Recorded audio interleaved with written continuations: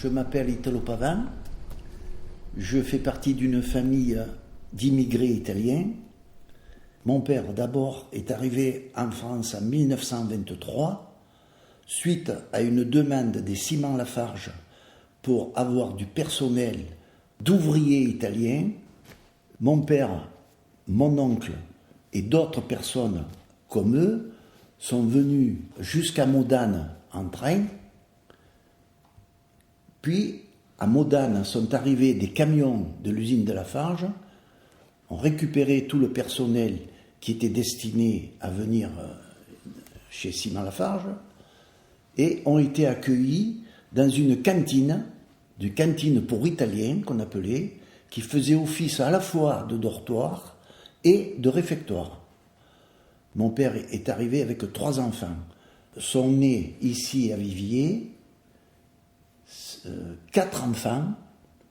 À partir de là, mes parents ont été logés dans une cité qui était au bord de la nationale 86, la départementale maintenant, des bâtiments qui ont été démolis en 1941 et 41-42, et tous les Italiens qui habitaient dans ces appartements ont été relogés dans la cité blanche actuelle. Voyez cette carrière se dégaine du rocher, la foudre, le tonnerre ne font que les brécher. Pour entamer son flanc tenace, il faut que le mineur y passe. Hardi mineur, chantez encore, de la farge, le calcaire et de l'or. Atla, les Lafargeois, atla, les Lafargeois sont là. Je suis rentré à l'usine de Lafarge en 1946, le 1er octobre, après avoir effectué chez le boulanger de Lafarge, M. Dupré, une année d'apprentissage de 14 à 15 ans. Mais ensuite, au bout de cette année-là, le boulanger de Lafarge ne pouvait plus me garder car il fallait que je change d'emploi. C'était à l'époque comme ça.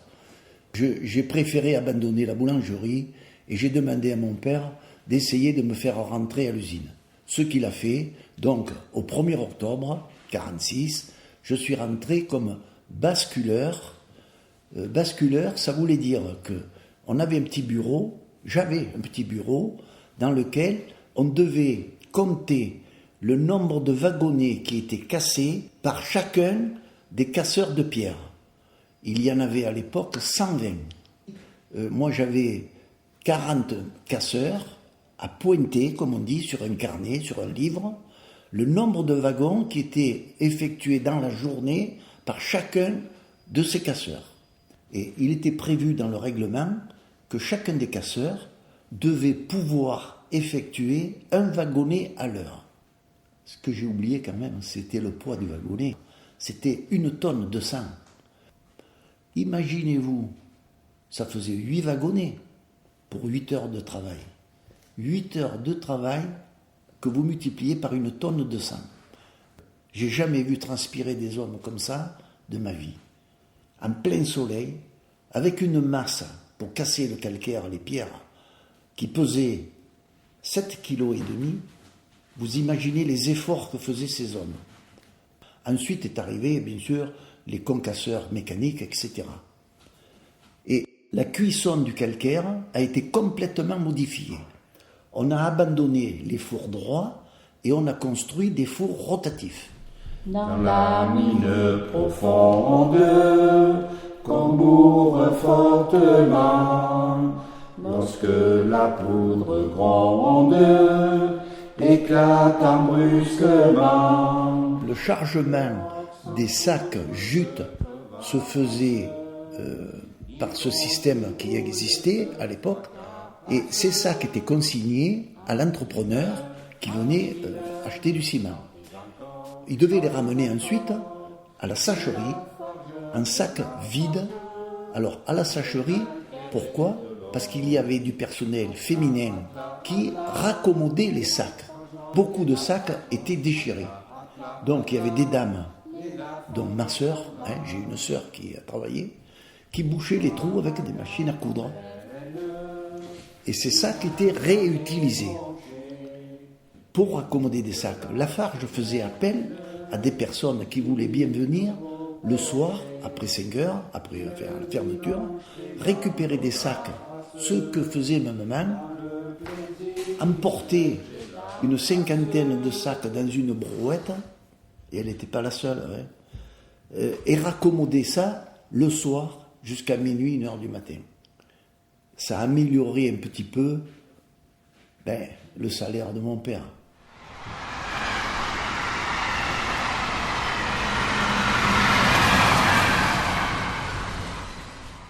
Il y avait plusieurs méthodes d'export de ciment. Il y avait le chemin de fer, bien sûr. Donc les gens qui travaillaient aux expéditions chargeaient à la fois les wagons et les barques. Ces gens qui transportaient, par exemple, dans les barques, ils descendaient le long d'un tapis et ils prenaient le sac sur leur tête pour aller au fond de la barque déposer son sac de 50 kilos. Et ils faisaient la navette et ils revenaient.